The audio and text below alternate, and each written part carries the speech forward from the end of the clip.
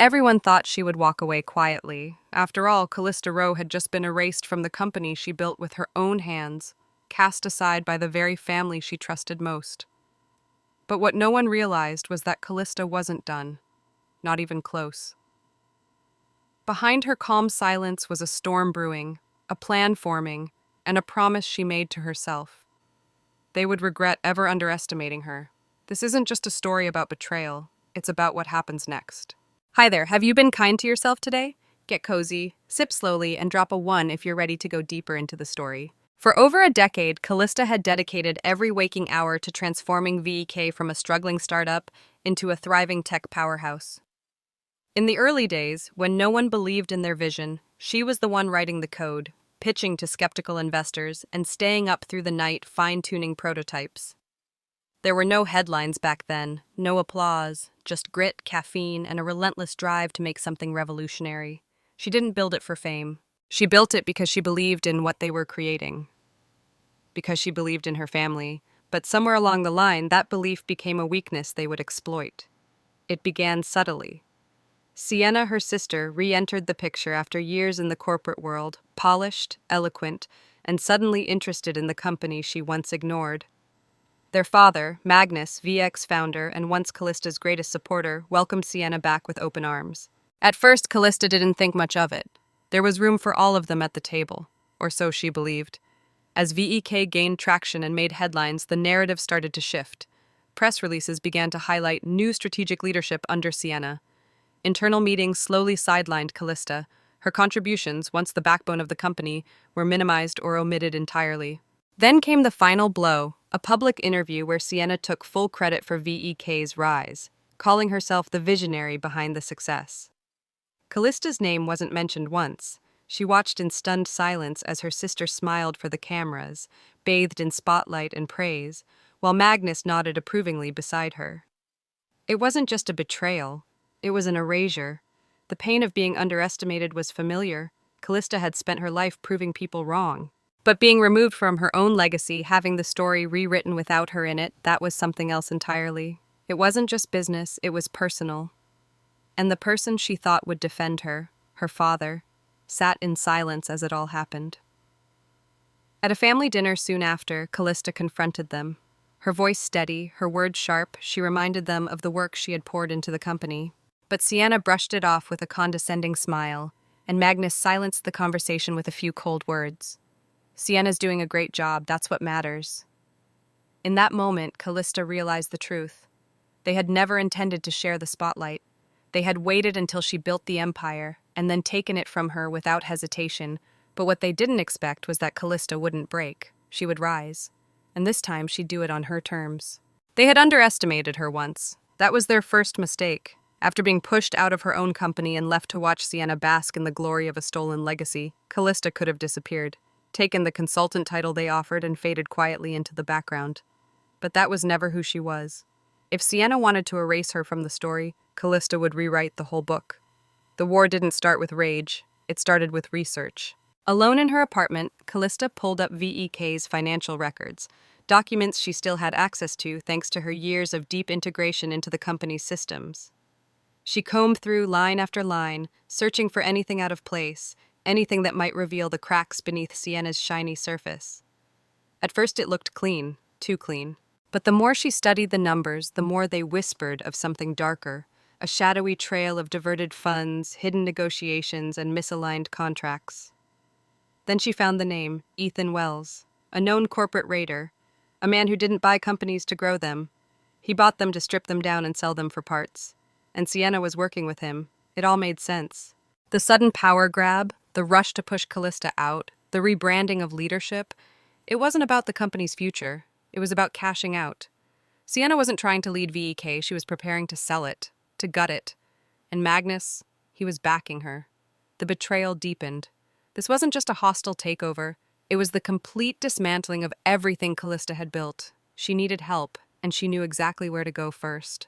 Lucas Carter, VEK's CFO, had always been fair, even if he'd stayed quiet through the boardroom ambush. Callista met him late one night at a quiet corner booth in a downtown bar, sliding him a set of documents and watching his face pale as he read. "She's selling the company," Callista said. her voice low and steady. Not to grow it, to gut it. Lucas hesitated. You don't have enough proof. Not yet, she replied. But I will. And over the next 48 hours, Callista called in every favor, pulled every string, and assembled a small team.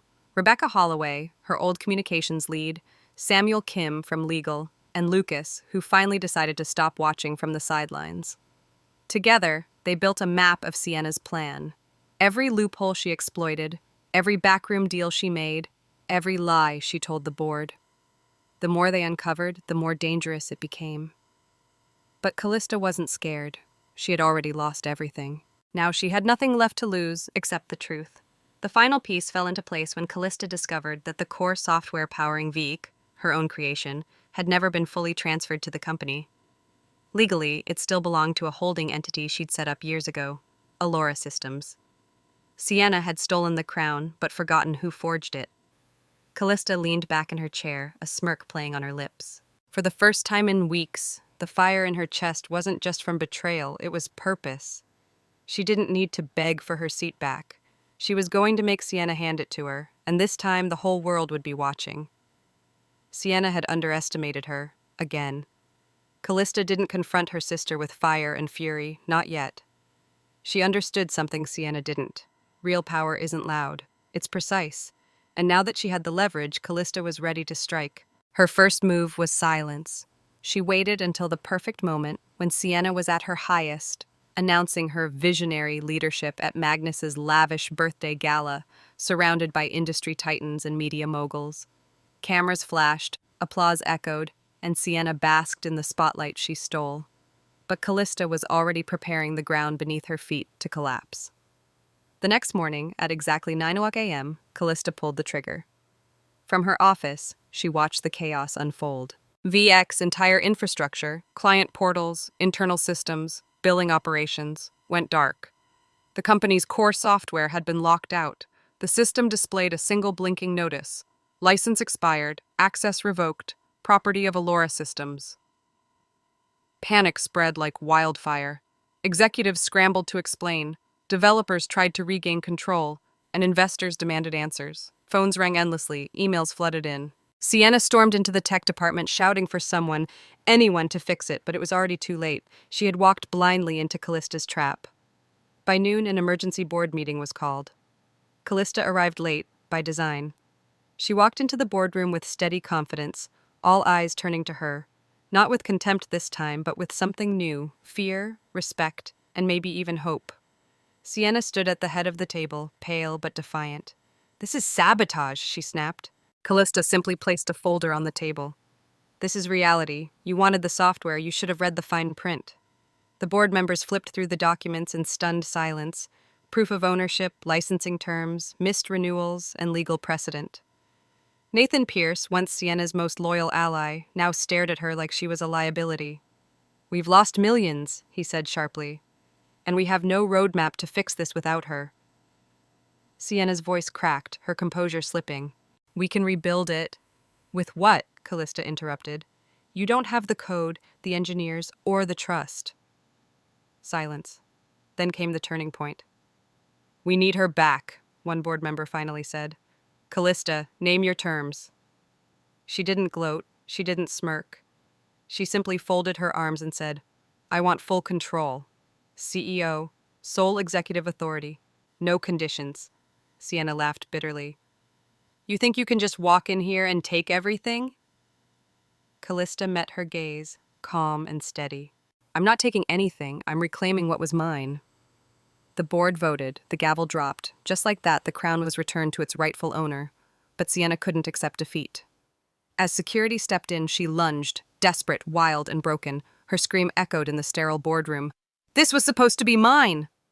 Callista didn't flinch, because at that moment she understood what real victory felt like. Not revenge, not applause, just clarity. The storm was over. The empire stood tall again, and this time no one would take it from her. The boardroom was silent long after Sienna's cries had faded. Callista stood still, breathing steady, the echoes of the gavel still ringing in her mind. She hadn't expected the final blow to feel like this, quiet, almost solemn. The war was over and she had won. But as she looked around the room, at the shattered expression on her sister's face, at the way her father stared into nothingness. Callista realized something she hadn't anticipated. Victory didn't erase the cost. As security led Sienna away, her heels scraping against the marble floor, Magnus approached slowly. The man who once dismissed her, who stood by while her sister dismantled everything she built, now looked small, older, worn down by choices he couldn't take back. "You were always the smarter one," he said softly, unable to meet her eyes. "I should have seen it sooner." Callista didn't respond right away. She had imagined this moment 1,000 times, her father acknowledging her, apologizing, maybe even asking for forgiveness. But now that it was here, the words held no weight. Too much had already been broken. She gave him a single nod. "Now you do." And with that, she turned and walked out of the boardroom, not just as the CEO of VEK, but as a woman finally stepping out of her father's shadow. Back in her office, the view of Seattle's skyline stretched wide across the windows. The company was hers again, but it felt different now. The fight had changed her. The anger had sharpened her. And the truth? It had isolated her. Rebecca, Lucas, and Samuel gathered in her office that evening, reviewing the latest numbers. The software was reactivated, investors were stabilizing, and key clients were returning. The company was recovering faster than anyone expected. "You saved it," Lucas said, arms crossed. "You actually did it." Rebecca grinned. "You should be celebrating." Callista smiled faintly but said nothing. She turned toward her desk where a small silver-wrapped box sat untouched, the birthday gift she never got to give Magnus. A relic from a time when she still believed in second chances. She didn't open it. A few days later, she visited her mother.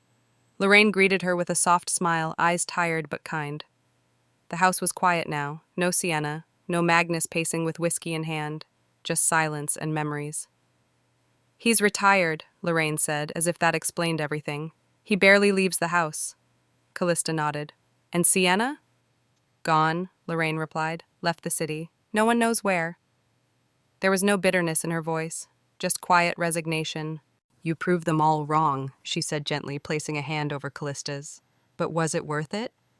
Callista didn't answer. She didn't know, because the truth was winning hadn't filled the void. It hadn't repaired the years of silence, the wounds of being unseen, unchosen, unvalued by the people who were supposed to love her most. But she had reclaimed her name, her place, her legacy, and maybe that was enough for now. But as Callista sat by the window of her new office, overlooking the city she had once felt shut out of, something stirred within her, not anger, not triumph, just clarity. She had won the war. VEK was stable, clients were returning, and the board had fallen silent under her leadership. The headlines now told a different story, the real story. But for Callista, the noise no longer mattered. The praise, the approval, even the quiet apologies, they were all echoes of a world that once tried to forget her. The invitation arrived 3 weeks later, an email from Brentwood Business School, Sienna's alma mater, and once Callista's second choice. They wanted her to deliver the keynote at their upcoming graduation ceremony. The topic? The power of underestimated leaders. She almost laughed at the irony, but she didn't accept out of spite, not to prove a point. She accepted because it was time, not to relive the past, but to give it meaning. Not every battle is about reclaiming a seat at the table. Some are about making your own. The day of the speech arrived, and as Callista stood backstage, dressed in black with a single silver pendant, her mother's, around her neck, she thought of the girl she once was. The one who coded until 3 a.m. with no roadmap, no safety net, just belief. The girl who was told, "You're not leadership material," who was always the genius in the shadows. And yet here she was. She stepped onto the stage, the auditorium packed with young faces and eager ambition. She didn't speak with fire or vengeance. Her voice was calm, clear. "I know what it feels like to be underestimated," she began. "To be told you're too quiet, too emotional, too unpolished. To be passed over, not because you're incapable, but because you're inconvenient. I've been erased, rewritten, and pushed aside by the very people who should have stood beside me. But I'm still here." She paused, letting the silence settle. Because in the end, it's not about proving them wrong. It's about proving yourself right. The world doesn't get to decide your value. You do. Applause broke across the room, some students even rising to their feet. But Callista didn't linger on their reaction. This moment wasn't for them, it was for her. A closing chapter. A new beginning. Afterward, as she stepped off stage, her phone buzzed with messages from employees, friends, even press. But the one that caught her attention came from an unfamiliar number. Sienna. The message was short, just 4 words. I was wrong. Sorry. Callista stared at it for a moment. Then she locked her phone and slipped it into her bag. Some things didn't need a reply. She returned to her office as the sun dipped below the Seattle skyline. The light danced across her desk, illuminating the photos of her early days at VK. The first office, the prototype sketches, the version of herself who once needed others to validate her. She no longer did. This story wasn't about revenge, it was about reclamation, about resilience. And for anyone who had ever been doubted, dismissed, or overlooked, Callista's story was proof. You don't have to scream to be powerful, you just have to keep going.